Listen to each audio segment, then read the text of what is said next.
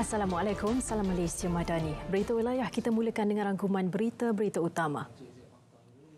Sempena sambutan Hari Malaysia Sabtu ini, Yang di-Pertuan Agong menyeru rakyat untuk menghayati serta menjiwai prinsip rukun negara yang merupakan asas perpaduan nasional dan pembentukan identiti bangsa Malaysia. Al-Sultan Abdullah bertitah ini kerana setiap 5 teras prinsip rukun negara adalah formula rakyat berbilang kaum, agama, budaya dan bahasa boleh mengatasi segala perbezaan serta kepelbagaian secara damai. Baginda dan Raja Permaisuri menzahirkan setinggi-tinggi terima kasih kepada rakyat Sabah dan Sarawak atas sambutan sangat meriah pada kembara Kenali Borneo. Selain turut menzahirkan penghargaan Kerajaan Pimpinan Datuk Seri Anwar Ibrahim, Kerajaan Sabah dan Sarawak dalam menjayakan kembara sepanjang 11 hari berkenaan. Kembara dijayakan itu mengeratkan lagi hubungan semenanjung Sabah dan Sarawak sekaligus merealisasikan semangat raja dan rakyat berpisah tiada. Perdana Menteri menerima kunjungan hormat Timbalan Speaker Dewan Perwakilan Rakyat Filipina, Gloria Macapagal Arroyo di Parlimen. Ketibaan Arroyo disambut Menteri di Jabatan Perdana Menteri Undang-Undang dan Informasi Institusi, Datuk Seri Azalin Othman Said. Pertemuan berlangsung 30 minit itu membincangkan pelbagai perkara, termasuk isu semasa antaranya mengenai pemansuhan hukuman mati mandatori. Malah Filipina menzahirkan rasa kagum terhadap kerajaan perpaduan yang mengambil langkah segera dalam menguat kuasa Akta Pemansuhan Hukuman Mati Mandatori 2023 kurungan Akta 846. April lalu Dewan Rakyat meluluskan rang Undang-Undang Pemansuhan Hukuman Mati Mandatori 2023. Kekerapan perkhidmatan tren LRT laluan Kelana Jaya setiap 3 minit dijangka dapat dicapai menjelang hujung bulan Oktober. Ia selaras dengan penambahbaikan berterusan Prasarana Malaysia Berhad dan anak syarikatnya Rapid Rail selaku pengendali perkhidmatan rel utama di Lembah Kelang. 3 tren baru beroperasi mulai hari ini di LRT laluan Kelana Jaya dengan kekerapan kurang daripada 4 minit pada waktu puncak.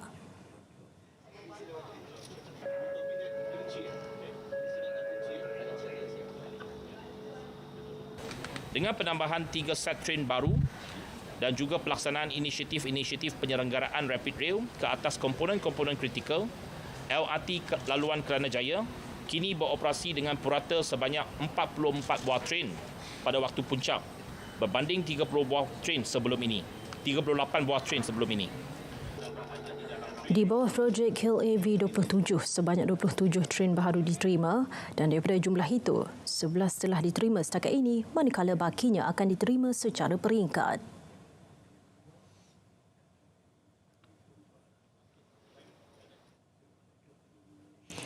Sementara itu, Anthony memberitahu laporan khas pesawat yang terhempas di Bandar Elmina Shah Alam akan dimuat naik di laman sesawang Kementerian Pengangkutan 10 pagi esok. Ia selari dengan harapan agar laporan dikeluarkan sebelum sambutan Hari Malaysia. Progress of the report will be issued tomorrow. I think we no, just refer to the facts. All the facts will be in the report tomorrow. We will upload the report on our website by 10 a.m. tomorrow morning.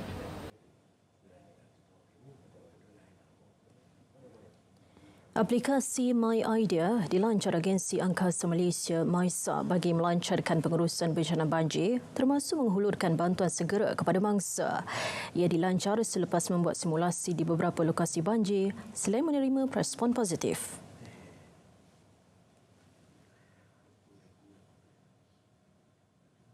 Saya yakinlah My Idea ni akan sangat membantulah dalam pengurusan bencana sebab aplikasi ni dia bukan dibangunkan di dalam lab ataupun di dalam office sendiri, tetapi dengan pengalaman MISA dan juga pasukan-pasukan keselamatan. So dia akan saya rasa akan sangat membantulah dan saya harap selepas pelancaran pada hari ini apa-apa pengurusan bencana selepas ini akan menggunakan My Idea inilah. Aplikasi ini boleh diakses menerusi pautan diberikan kepada mangsa yang terkesan oleh pasukan penyelamat daerah MISA. Sifar amalan buruh paksa di Promis Pekerjaan disasar menjelang tahun 2030. Ke arah itu, garis panduan mencegah dan membasmi amalan buruh dipaksa dilancar bagi mencapai matlamat tersebut. Ia mencakupi aspek menyeluruh tentang definisi buruh paksa dan perundangan. kita tahu banyak kes-kes yang melibatkan buruh paksa ini, mungkin alasan yang digunakan oleh majikan ialah dia tak tahu, dan juga kepada pekerja mungkin dia juga tidak tahu apakah perlindungan yang dia ada di bawah undang-undang yang sedia ada. Jadi dengan adanya garis panduan ini, maka ia boleh membantu majikan dan juga kepada pekerja untuk memahami secara lebih mendalam. Sejak Januari lalu, 272 majikan dikompam dinilai 2.17 juta ringgit atas pelbagai kesalahan pemburuan. Selain 1,321 kertas siasatan dibuka turut terhadap 645 majikan, antaranya melibatkan kesalahan pemotongan gaji yang tidak sah serta kegagalan menyediakan kontrak dan slip gaji pekerja. Ahli Dewan Undang Negeri Adun Simpang Jeram yang baharu, Insinyur Nazri Abdul Rahman, mengangkat sumpah jawatan pada persidangan Kedua Dewan Negeri Johor ke-15 di Kota Iskandar. Angkat sumpah diadakan di hadapan Speaker Dewan Datuk Dr. Muhammad Fuad Zarkashi. Bekas jurutera berusia 56 tahun itu sebelum ini memenangi kerusi berkenaan semasa pilihan raya kecil yang berlangsung minggu lalu.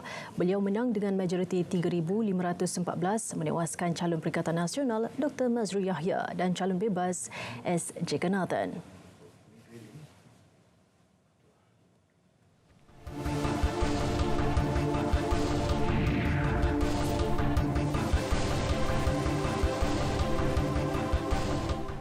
Akta Tata Kelola Sektor Awam dan Pelan Integriti yang akan diperkenal Perdana Menteri bukti kerajaan perpaduan serius tangani isu rasuah sama ada dalam sektor awam dan swasta. Ini kerana amalan rasuah boleh menjejaskan integriti pegawai sekaligus memberi kesan kepada produktiviti pekerja. Isu rasuah ni dia sesuatu yang kompleks, memang sukar untuk kita atasi. Bahkan di negara seperti Switzerland yang dianggap bagus dari segi skor ranking CPI ataupun indeks persepsi rasuah pun mengalami masalah yang sama juga. Mereka tak boleh 100%, tetapi sekurang-kurangnya kita dapat kurangkan masalah ini. Itu yang penting. Baik, seterusnya kita ikuti perkembangan cuaca seluruh negara bersama Pegawai Met Malaysia Muhammad Hafizi Manapiah. Assalamualaikum dan salam sejahtera. Kita mulakan laporan pada petang ini dengan melihat keadaan cuaca semasa. Imej radar menunjukkan keadaan cuaca hujan lebat dan ribut petir yang berlaku di kawasan pedalaman beberapa negeri seperti di sekitar pedalaman negeri Kedah, Perak, Pahang, Negeri Sembilan, Kelantan dan juga Terengganu. Keadaan cuaca ribut petir untuk kebanyakan kawasan-kawasan ini dijangka akan beransur reda menjelang awal malam nanti. Namun begitu, ribut petir yang berlaku di sekitar pedalaman negeri Pahang, di sekitar Kelantan dan juga Terengganu dijangka mampu untuk berterusan sehinggalah ke lewat malam. Untuk tinjauan cuaca semasa bagi negeri Sabah dan Sarawak pula melihatkan keadaan cuaca hujan lebat dan ribut petir yang turut berlaku di beberapa bahagian di negeri Sabah seperti di pedalaman, Sandakan dan juga bahagian Kudat di negeri Sabah dan juga di kebanyakan bahagian untuk negeri Sarawak pada petang ini. Dan keadaan cuaca ribut petir untuk kawasan-kawasan di kedua-dua negeri berkenaan juga dijangka akan beransur reda menjelang awal malam dengan ribut petir yang berlaku di sekitar bahagian Kuching, Serian dan juga Kapit di negeri Sarawak dijangka akan berterusan sehinggalah ke tengah malam nanti juga. Dan akhir sekali kita lihat keadaan di sekitar kawasan perairan negara. Angin kini dilihat mulai bergerak dengan kelajuan yang sederhana iaitu sekitar 20 sehingga 30 km sejam. Oleh itu, Met Malaysia tidak mengeluarkan sebarang amaran angin kencang dan laut bergelora dalam waktu yang terdekat ini. Baiklah, sekian dahulu info cuaca buat kali ini. Sebelum berpisah, kita lihat tinjauan cuaca bagi bandar-bandar utama di seluruh negara. Assalamualaikum dan salam Malaysia Madani.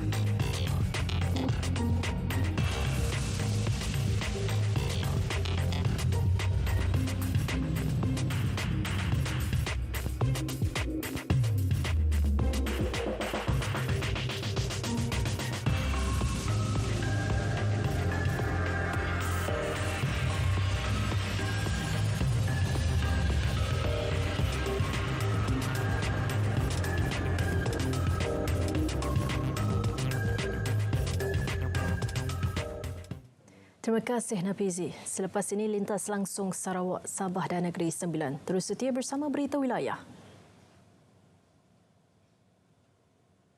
Patut ke aku beritahu Mak Abah?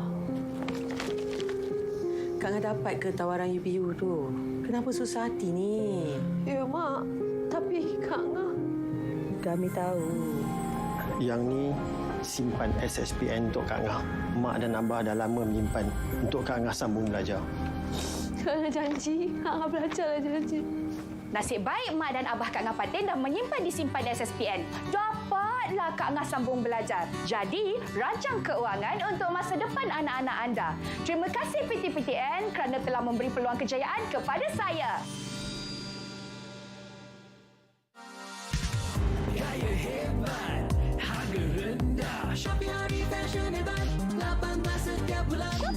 Gaya hebat. Dapatkan penghantaran dan pulangan percuma serta tawaran hebat fashion dan kecantikan di Shopee Hari Fashion Hebat.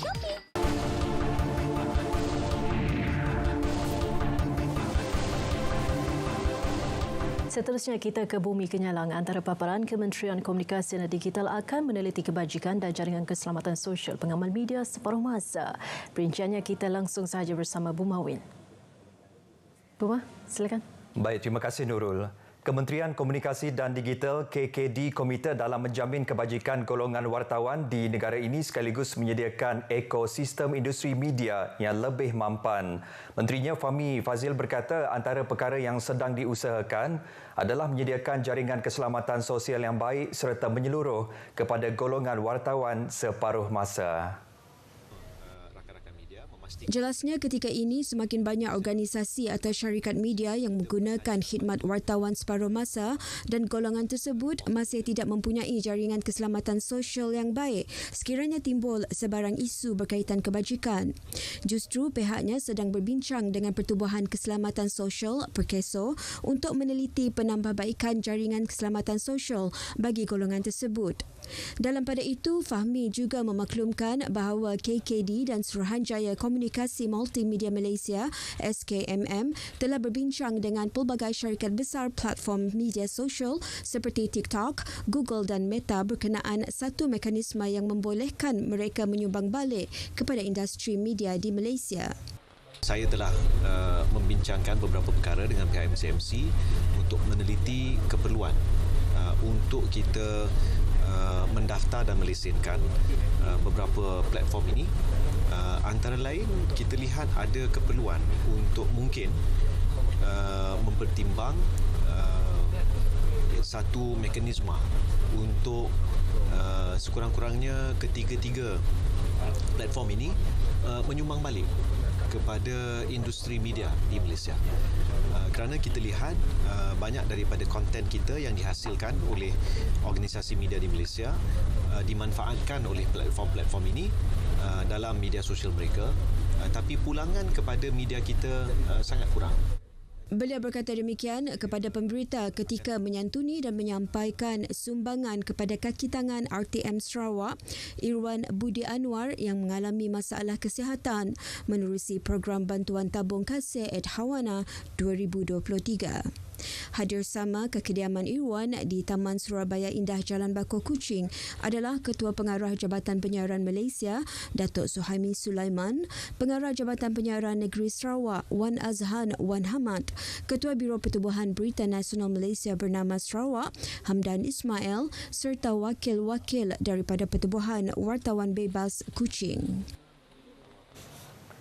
Menteri Komunikasi dan Digital KKD Fahmi Fazil mempunyai jadual yang padat sempena lawatan kerja 4 hari ke Sarawak bermula hari ini.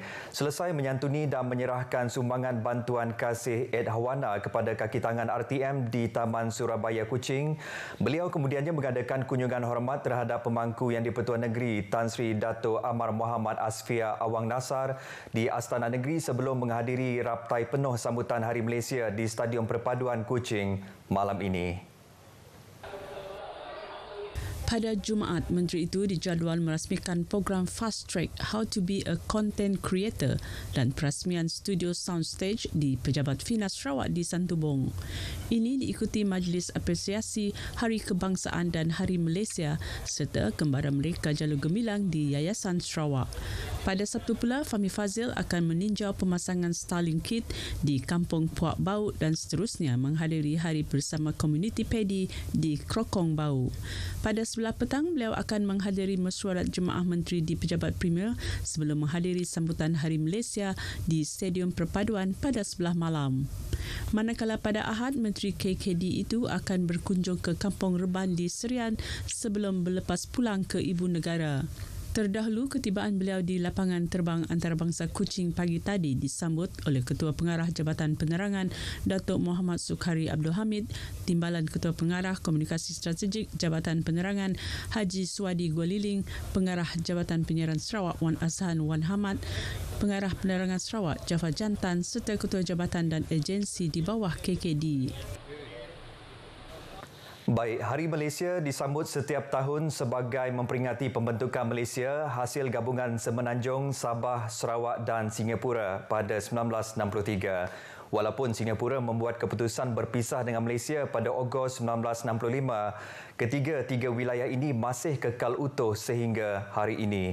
Dan tahun ini Sarawak dipilih sebagai tuan rumah sambutannya. Ikuti laporan yang disediakan Nur Akila Arbain.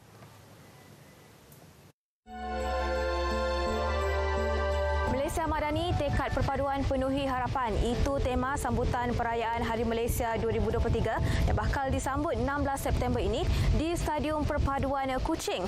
Sudah tentu rakyat Sarawak khususnya teruja menantikan perayaan ini. Berikutan pelbagai acara menarik bakal disajikan kepada pengunjung yang hadir di Stadium Perpaduan selain dapat memupuk semangat perpaduan antara seluruh rakyat negara ini seiring dengan slogan Segulai Sejalai. Perpaduan penting dalam kalangan masyarakat majmuk di negara ini kerana ia tonggak untuk merealisasikan harapan Malaysia Madani.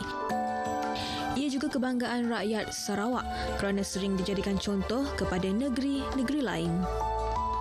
Sebagai orang Malaysia, macam saya rasa bersyukurlah sebab kita dalam kemerdekaan. Lepas tu lagi kita bebas dari jajahan British. Kita sudah ada pemerintahan sendiri lah macam tu. Unity in Sarawak is something synonymous to our life. You know, here as a Sarawakian, every day we see unity among all the different races, all the different religions. We don't identify ourselves as different race and religion. We identify ourselves as orang Sarawak. Saya sebagai orang Melayu berkawan dengan banyak bangsa seperti Iban, Bidayu, dapat bersama-sama berkumpul di sini untuk meraihkan hari yang sangat bertuah ini. Perpaduan di Sarawak bagi saya dia sangat cool kerana kita orang, contohnya di tempat kerja kan, kita orang bergaul dengan sangat banyak bangsa, terutamanya dengan kawan-kawan lah. Sementara itu, pelbagai agensi terlibat semasa sambutan Hari Malaysia 2023, antaranya Jabatan Penerangan Sarawak.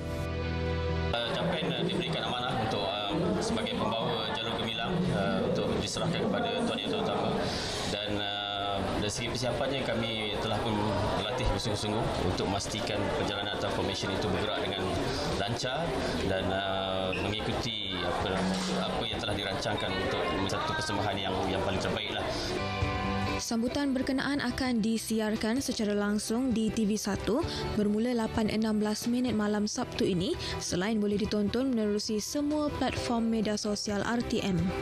Sebagai badan penyiar rasmi, RTM sentiasa memastikan segala persiapan berjalan dengan lancar dan kita memastikan siaran kita berkualiti, ya. Persembahan bermula 7 malam, sementara acara rasmi bermula 8.30 malam dirasmikan pemangku yang di-Pertua Negeri Sarawak, Tan Sri Dato' Amar Muhammad Asfia Awang Nasar. Dijangka hadir Perdana Menteri Datuk Seri Anwar Ibrahim, Premier Sarawak Datuk Patinggi Tan Sri Abang Johari Tun Openg dan Ketua Menteri Sabah Datuk Seri Panglima Haji Jinur. Nur Akila Arbain, RTM.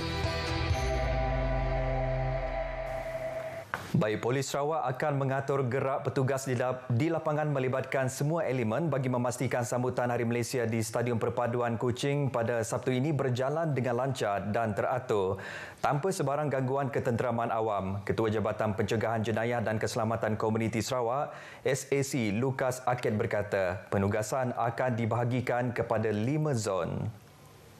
Ketenteraman awam.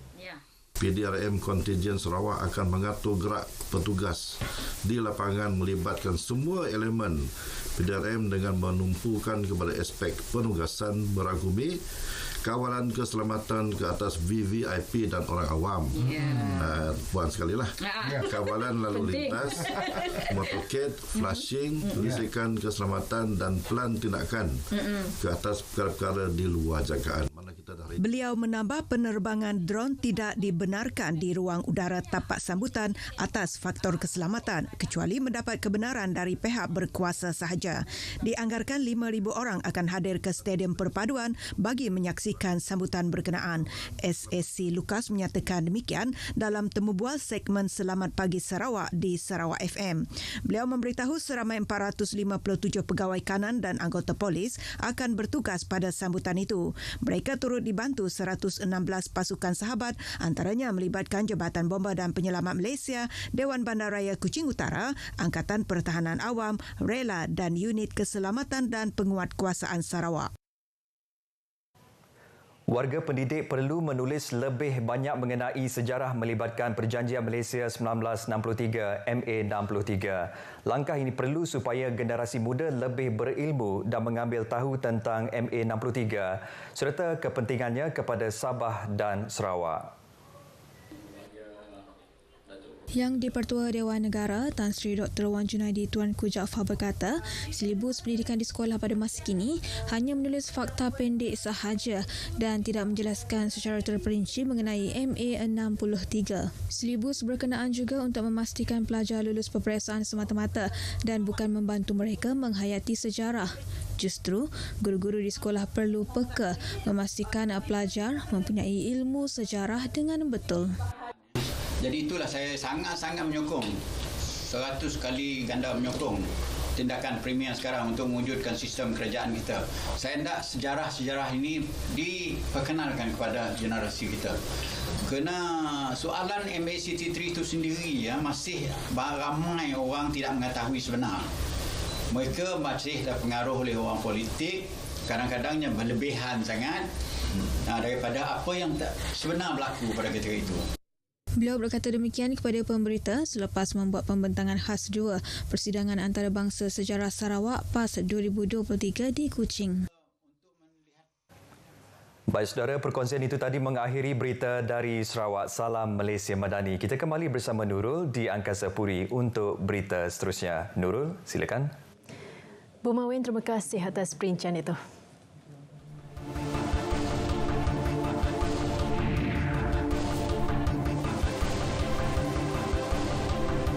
Antara fokus negeri di bawah Vayu, Institut Pengajian Islam dan Dakwah Sabah perlu terokai kerjasama dalam bidang inovasi. Laporannya bersama Muhammad Syarizm Awang di Kota Kinabalu. Baik Nurul, Institut Pengajian Islam dan Dakwah Sabah IBDAS perlu turut serta menerokai kerjasama dalam bidang inovasi pendidikan dengan kerajaan negeri seiring perkembangan pendidikan tanpa sempadan. Ketua Menteri Datuk Seri Panglima Haji Haji Noor berkata, untuk tujuan itu, kerajaan negeri telah mengambil pelbagai inisiatif termasuk mewujudkan Pusat Kreatif Ekonomi dan Inovasi Sabah.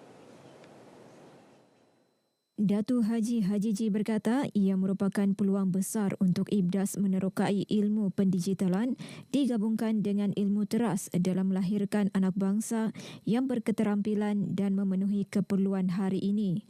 Beliau berucap demikian dalam istiadat Convocation IBDAS kali ke-17 di Dewan Tun Sakaran IBDAS Keningau. Datuk Haji Haji berkata, kerajaan negeri sentiasa prihatin terhadap pembangunan pendidikan anak bangsa yang merupakan salah satu hala tuju Pelan Pembangunan Sabah Maju Jaya. Beliau turut menghargai komitmen Kerajaan Persekutuan yang sentiasa berusaha membantu Sabah melalui pelbagai peruntukan pembangunan dalam rancangan Malaysia ke-12 RM ke-12 termasuk projek pembangunan IBDAS Keningau Fasa 2 dengan peruntukan RM60 juta. Sementara itu, Menteri di Jabatan Perdana Menteri Hal Ehwal Agama, Senator Datuk Dr. Haji Muhammad Naim Mokhtar menyatakan keyakinan bahawa IBDAS Keningau mampu melahirkan lebih ramai pendakwah apabila sebuah bangunan tambahan akan dibina dengan kos RM60 juta.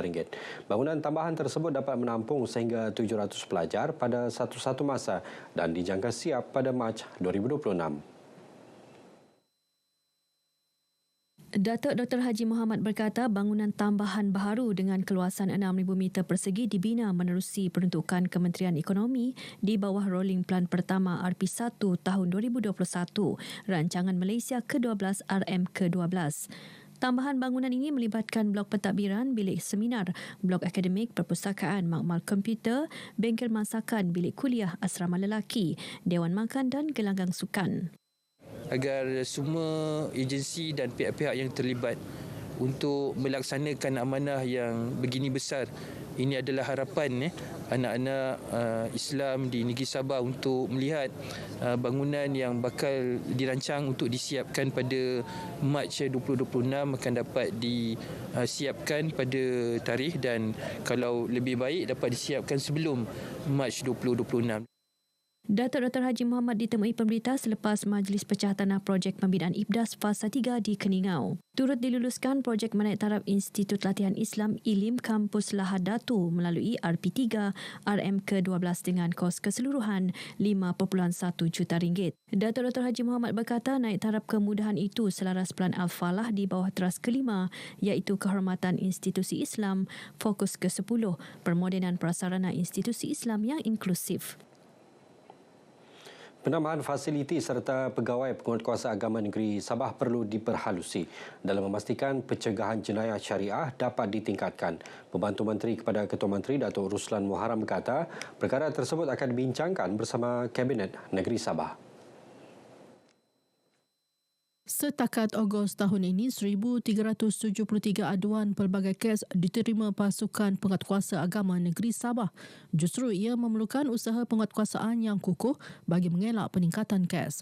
Datuk Ruslan ditemui pemberita selepas merasmikan penutupan program Dialog Cegah Jenayah Syariah bahagian penguatkuasaan Undang-Undang Syariah di Beaufort. Mengenai program dialog berkenaan, beliau berharap ia dapat meningkatkan kesedaran penguatkuasaan undang-undang syariah dalam kalangan masyarakat. Sementara itu, Ketua Pegawai Penguatkuasa Agama Negeri Sabah, Abdul Razak Hamdin berkata, program berkenaan akan diperluas ke seluruh negeri. Seramai 70 peserta terdiri daripada pemimpin masyarakat turut serta dalam sesi dialog berkenaan. Sambutan Bulan Kebangsaan 2023 disebarakkan lagi dengan pengancuran program Kembara Merdeka Desa Madani Kementerian Kemajuan Desa dan Wilayah Peringkat Negeri Sabah. Seramai 70 peserta membabitkan warga kerja Jabatan Kemajuan Masyarakat Kemas Sabah dan peserta aktiviti kemas menyertai kembara berkenaan bermula dari Kota Kinabalu dan berakhir di Sipitang. Pengarah Kemas Sabah Ahmad Fakhrul Azman Muhammad Razi berkata program ini diadakan bagi memupuk semangat patriotisme dan menyemai kecintaan kepada negara terutama dalam kalangan generasi muda. Perkara penting adalah pada anak-anak itu sendiri. Kita menanamkan kasih cintanya mereka pada negara kita, menanamkan semangat iaitu berkaitan dengan perpaduan itu sendiri supaya mereka anak-anak ini tahu erti kata kemerdekaan, tahu erti kata keperpaduan, dalam erti kata lain membawa kepada keharmonian negara kita secara tidak langsung. Ahmad Fakhrul ditemui pemberita selepas perasmian program kembara ini di Kota Kinabalu. Bersempena program ini turut diadakan peragaan pakaian tokoh kemerdekaan, serahan jalur gemilang, pertandingan mewarna dan simbolik tanaman bunga raya. Kembara Sains Borneo KSB Siri 2 kini kembali dengan slogan merakyatkan sains, menginsankan teknologi. Penolong pengarah kanan Unit Pendidikan Pusat Sains Negara, Kementerian Sains, Teknologi dan Inovasi MOSTI, Tengku Muhammad Hazimi Tuan Hassan berkata KSB Siri 2 akan bermula esok hingga 1 Oktober ini di 3 lokasi terpilih iaitu Kimanis, Kalabakan dan Pensiangan. Tengku Muhammad Hazimi berkata program tersebut merupakan antara usaha kerajaan meningkatkan kesedaran masyarakat terhadap kepentingan sains, teknologi dan inovasi STI. Untuk Kembara Sains Siri kedua ni, kita bawakan pelbagai aktiviti bercorak pameran interaktif dan juga aktiviti yang bercorak sains dan teknologi serta aktiviti bercorak perkongsian yang bermanfaat kepada para pelajar lah. Tunku Muhammad Hazimi berkata demikian kepada pemberita selepas menjadi tetamu segmen Segar Sabah FM di Konti Sabah FM Kota Kinabalu. Jelasnya KSB direka bentuk khusus untuk mendekati pelajar dan komuniti luar bandar, terutama bagi memupuk minat mereka terhadap STI, sekaligus meningkatkan populariti bidang tersebut. Seramai 10,000 orang disasar menyertai program kali ini. Seramai 260 anggota daripada 30 agensi berkaitan tugasan keselamatan di Lapangan Terbang Antarabangsa Kota Kinabalu KKIA telah menyertai latihan kecemasan bagi menguji kesiapsiagaan menangani sebarang kejadian kecemasan di lapangan terbang berkenaan. Latihan kecemasan itu juga bagi memberi pendedahan dan meningkatkan koordinasi bersama agensi terlibat. Pengurus Kanan Lapangan Terbang Antarabangsa Kota Kinabalu Haji Jeffrey Ramli berkata latihan yang bermula pukul 7 malam ini berjalan lancar.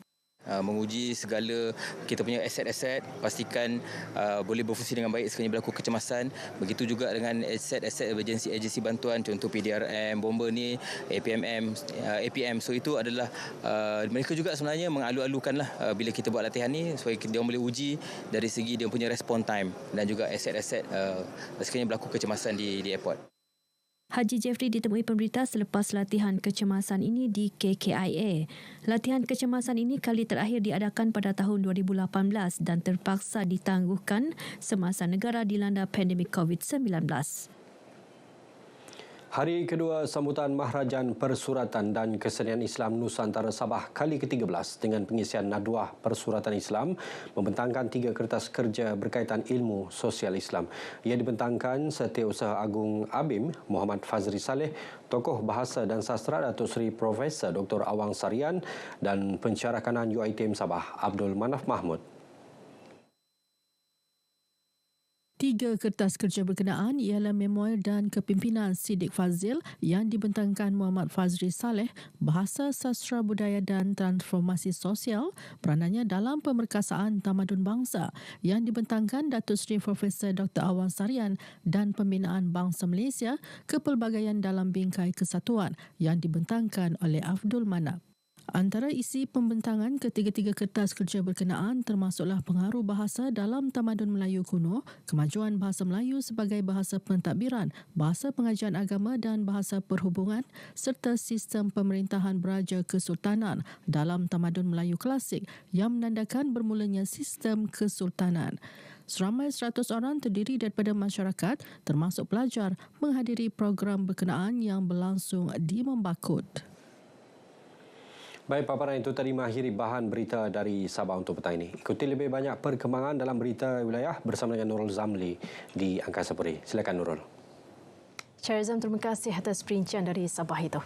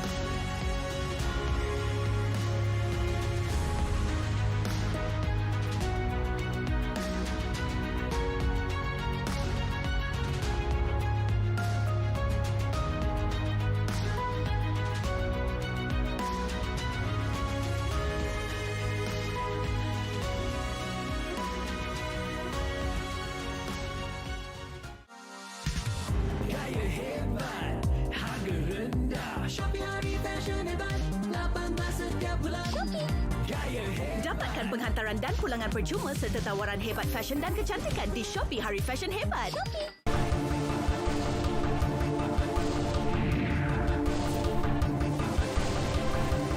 Untuk perkembangan dari Negeri Sembilan, langsung bersama Azlina Kamarudin. Azlina, silakan. Keberhasilan pemeliharaan kolam air takungan menggunakan ekoenzim sisa makanan dikaji dalam tempoh 3 bulan perlaksanaannya di kolam takungan air Taman Matahari Heights, Seremban. Sebagai permulaan, kira-kira 240 liter enzim sisa makanan akan dituang ke dalam kolam bagi bulan pertama. Ekoenzim yang kita buat dalam rumah ke mana-mana semula jadi punya ingredients, ini dia produk boleh dapat memelihara itu alam sekitar. Sebab dalamnya banyak itu aktif punya itu bakteria yang baik. So dia akan memulihkan itu alam sekitar lah. So itu yang kita memperkenalkan dekat JPS. So pengarah JPS dia berminat. So dia bagi challenge lah untuk ini pemeliharaan penjenihan ini air kolam dekat Matahari Heights. Beliau berkata demikian ketika ditemui pada program pemeliharaan air kolam Matahari Heights di Seremban. Usaha oleh Badan Bukan Kerajaan NGO itu adalah amat baik, khususnya dalam menyumbang ke arah kelestarian alam sekitar. Mereka akan membuat projek ini di sini selama 3 bulan dan kita akan lihat bagaimana kemajuan usaha ini, dan kalau adanya peningkatan daripada segi kualiti air tersebut, saya rasa sudah tentunya pihak kerajaan negeri kita akan terus bekerjasama dengan NGO untuk kita sama-sama memastikan bahawa kualiti air takungan, air kolam, air sungai kita sentiasa terjamin. Kerajaan negeri terus komited menyokong usaha yang dilaksana pemaju perumahan dalam menyediakan rumah mampu milik buat rakyat. Antaranya projek perumahan Youth City dinilai yang ternyata bukan sahaja dapat menyediakan penempatan kepada rakyat, malah turut menyediakan peluang pekerjaan. Tetapi 50% adalah rumah mampu milik dengan 3 type A, type B, type C.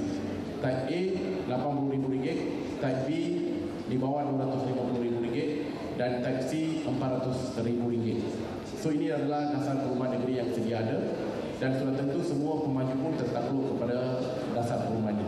So ini membolehkan semua tempat pembangunan ada mempunyai rumah yang berharga pelbagai jenis dan semua keluarga yang berpendapatan rendah, sederhana dan juga berpendapatan tinggi boleh memiliki rumah sendiri.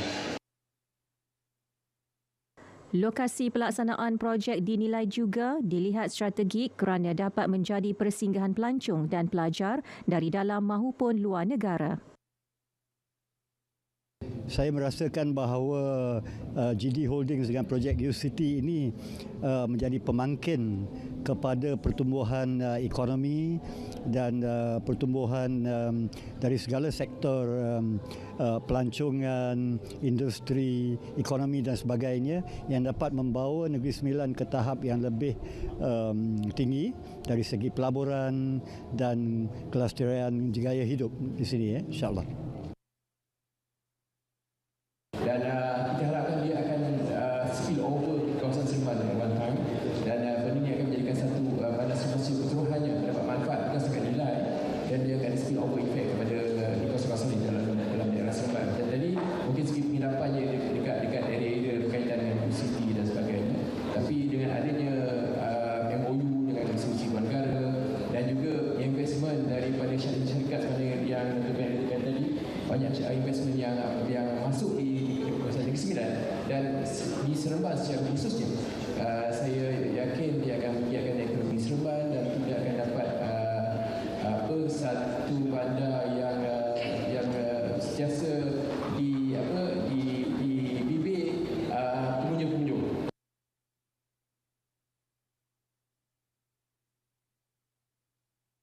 Selagi jadi tinggal di sini dapat menikmati perbudakan untuk perniagaan dan juga untuk relax. So inilah jadi semuanya lifestyle akan di kawasan sini. Jadilah satu friendly, environment friendly untuk entrepreneurship. Saya rasa inilah salah satu tempat yang mana di kawasan Nilai ataupun di Negeri Sembilan yang sangat sesuai untuk pemuda datang ke sini. Selagi-lagi adalah kawasan University City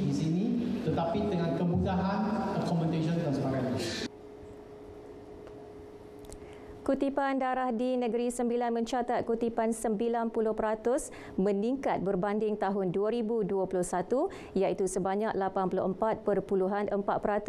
Ia susulan sambutan menggalakkan yang diterima pada setiap program derma darah yang dianjurkan.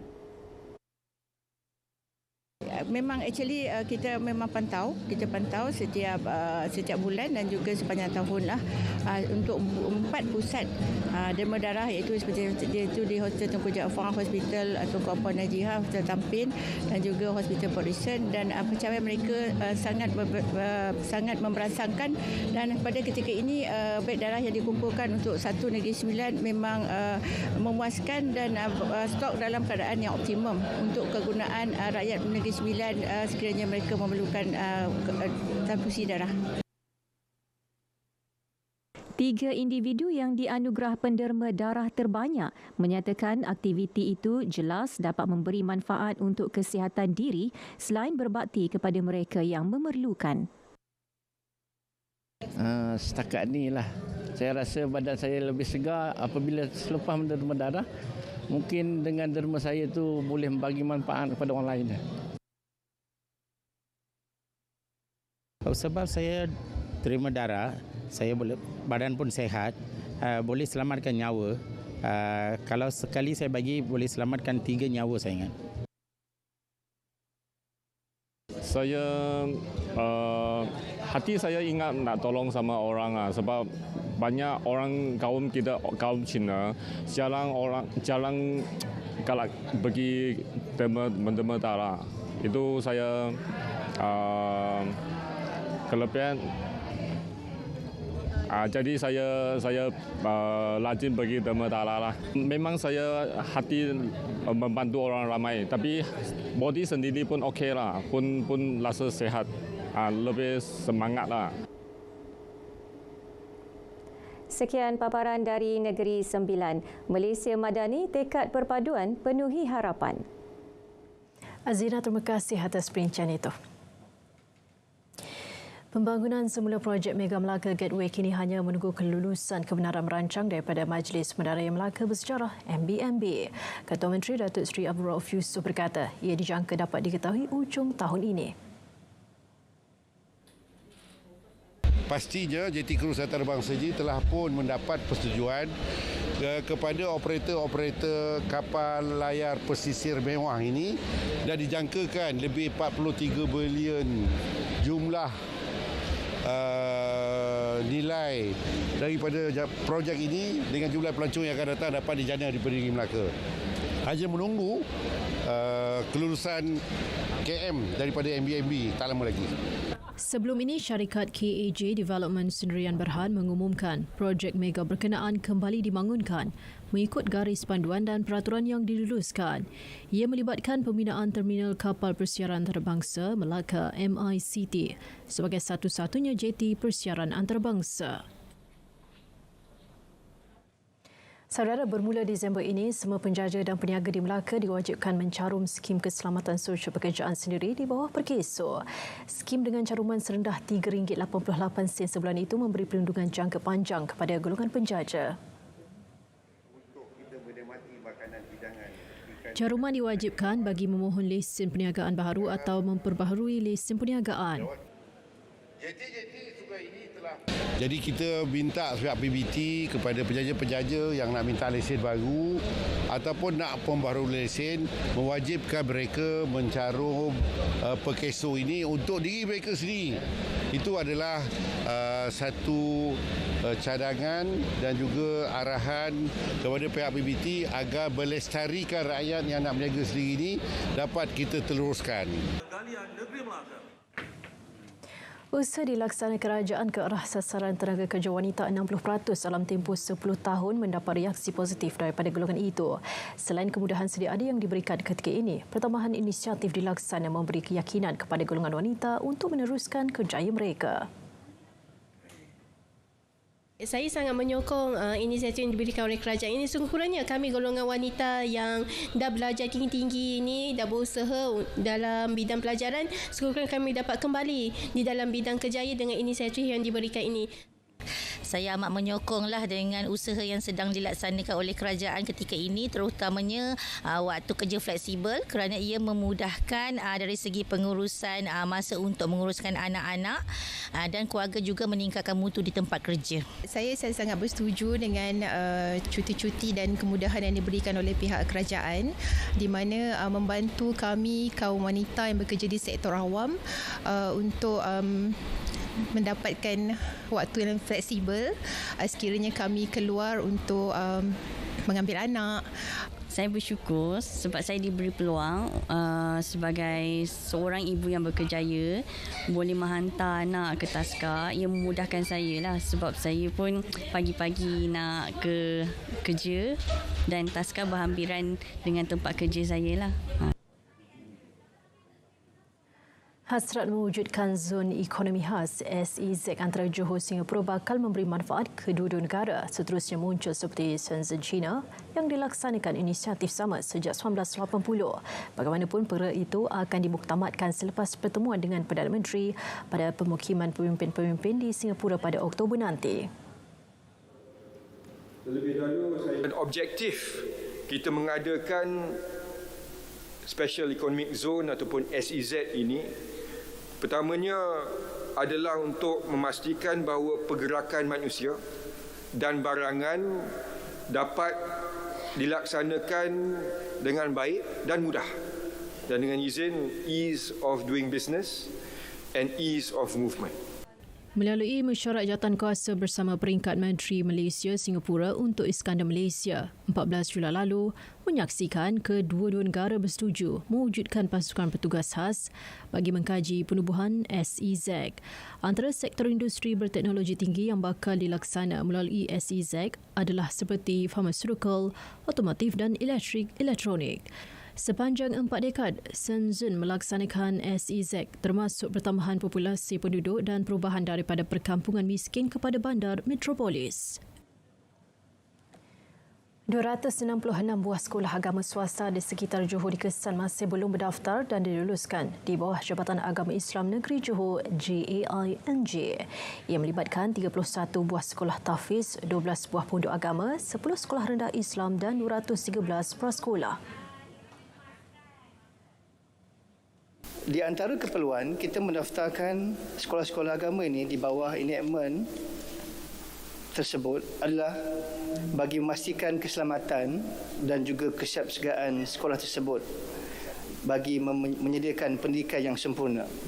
Ia juga meliputi status hak milik tanah, perakuan dari Jabatan Kesihatan, perakuan dari Jabatan Bomba dan perakuan dari pihak PDRM.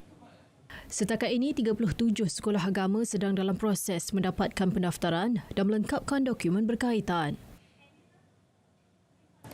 Seorang penolong pegawai perubatan mengaku tidak bersalah atas dua tuduhan melakukan amang seksual ke atas anak saudara perempuannya berumur 14 tahun April lalu. Pengakuan dibuat di Mahkamah Session Johor Bahru. Tertuduh berusia 31 tahun didakwa melakukan amang seksual fizikal ke atas mangsa bagi maksud seksual. Kedua-dua perbuatan itu dilakukan tertuduh di sebuah kuarter pada pukul 1.20 pagi 20 April lalu. Bagi dua pertuduhan, lelaki tersebut didakwa mengikut Seksyen 14-A dan Seksyen 14-B Akta Kesalahan Kanak-Kanak 2017 dan boleh dihukum mengikut akta yang sama. Mahkamah menetapkan jaminan RM15,000 bagi kedua-dua tuduhan tersebut beserta 3 syarat tambahan pihak pendakwaan. Sebutan kes ditetapkan 22 November depan.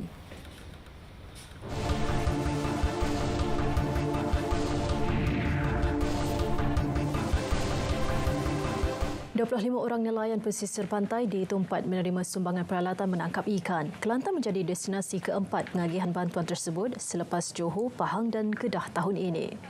Menerusi pelaksanaannya, 100 nelayan telah mendapat manfaat melibatkan peruntukan bantuan lebih RM200,000.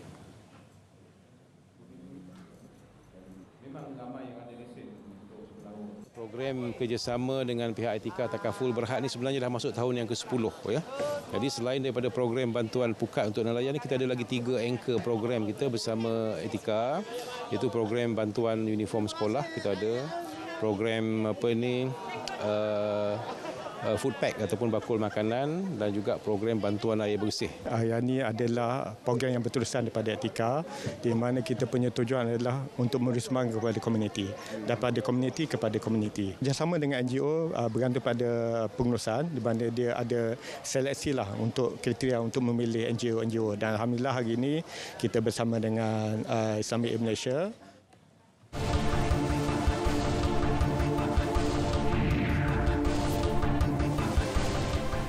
Satu memorandum persefahaman berkaitan perkongsian teknologi strategik ditandatangani Majlis Penerangan Ipoh MBI dengan syarikat telekomunikasi XOX Berhad. Kerjasama ini bagi meningkatkan infrastruktur dan perkhidmatan kepada penduduk serta pengunjung bandaraya tersebut. Yang pertama, meningkatkan taraf, penambahbaikan dan pengembangan semua kemudahan digital yang telah dan akan tersedia, termasuk tetapi tidak terhad kepada media digital out of home, sesen pengesahan berkenderaan elektronik dan mesin layan diri pintar di dalam Bandar Ipoh. Yang kedua, mengambil bahagian dalam acara pihak masing-masing secara kolaboratif bagi menggalakkan aktiviti pelancongan, pelaburan, perniagaan dan penambahbaikan gaya hidup kolektif penduduk tempatan dan para pengunjung Bandar Ipoh.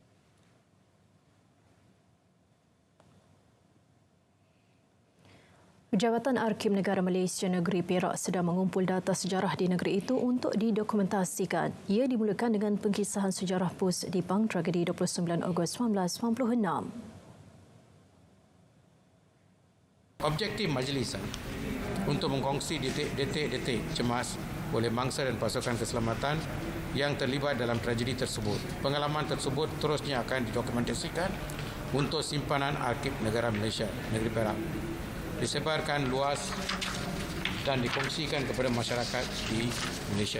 Dan kebanyakan dah tak ada lagi dah. Kita dapat daripada karatan Surah Khabar yang lama. Apabila kita melawat, ada sedikit di sekolah kebangsaan Pos Dipong.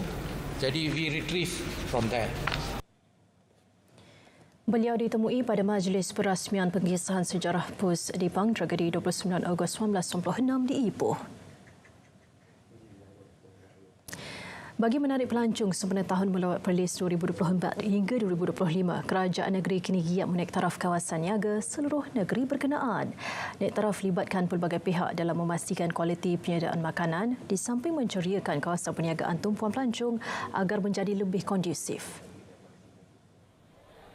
Antara lokasi terlibat, tapak niaga Taman Seni Indah dan persiaran makanan bintung di Kanga.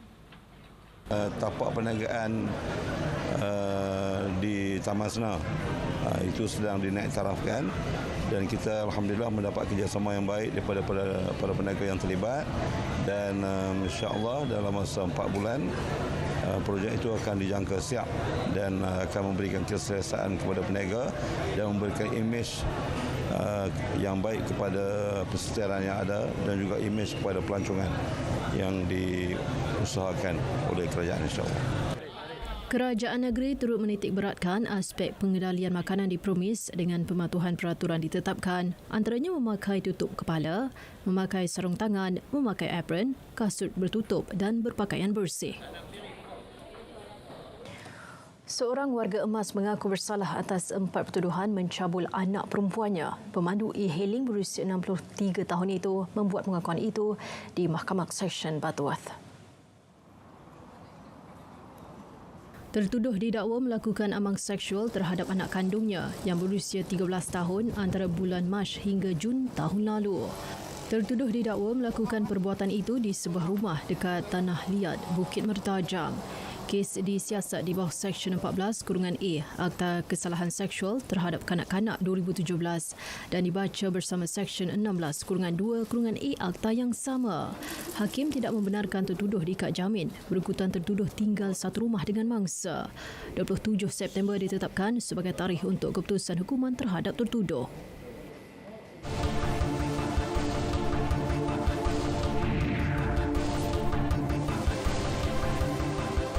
Kementerian Belia dan Sukan mahu memastikan kos latihan sukan dimasukkan ke dalam pelepasan cukai pendapatan tahunan. Menterinya Hannah Yeoh memaklumkan inisiatif ini penting bagi memastikan kitaran industri sukan tanah air terus berkembang sekaligus menjamin dasar kerajaan menjadikan sukan sebagai gaya hidup tercapai. Sebelum ini, kerajaan telah mewartakan 51 senarai jenis sukan daripada 103 dalam senarai pelepasan cukai. Bermaksud sekarang rakyat boleh mempunyai akses kepada lebih banyak lagi item-item sukan dan mereka boleh menggunakan pelepasan cukai ini. Apa yang kita nak lebih lanjut adalah untuk mendapatkan pelepasan cukai bagi kos latihan.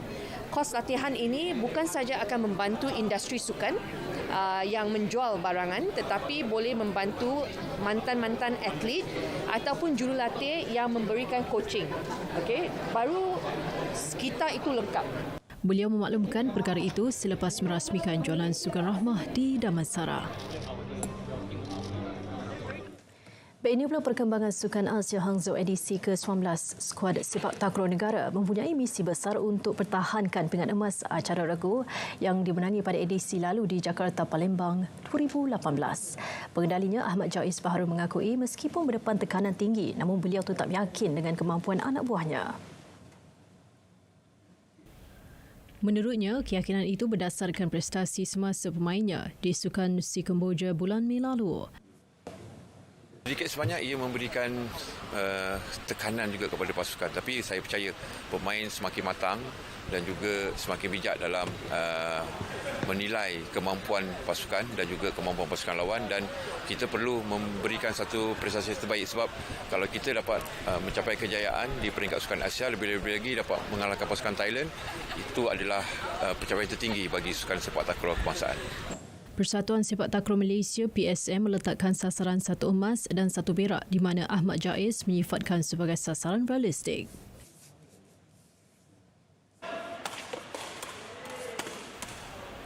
Dalam perkembangan yang sama, Ahmad Jais turut mengesahkan 3 tonggak utama yang mengalami kecederaan selepas menjalani kem latihan pusat di Ratchaburi, Thailand tempoh hari menunjukkan pemulihan yang positif. Satu pemain telah menjalani latihan seperti biasa, manakala 2 pemain lagi sedang menjalani rehab di ISN, dan kita telah berjumpa dengan doktor baru-baru ini di ISN untuk mengetahui status pemain tersebut, dan doktor telah memberikan lampu hijau. 3 pemain itu terdiri daripada Perejam Azlan Alias dan Afifuddin Razali serta tekong Haziq Hairul Nizam. Skuad takraw akan melepas ke Hangzhou, China pada 22 September ini. Baik saudara, berita itu tadi mengakhiri berita wilayah untuk hari ini. Saya Nur Zamri. Assalamualaikum. Salam Malaysia Madani. Tekad perpaduan penuhi harapan.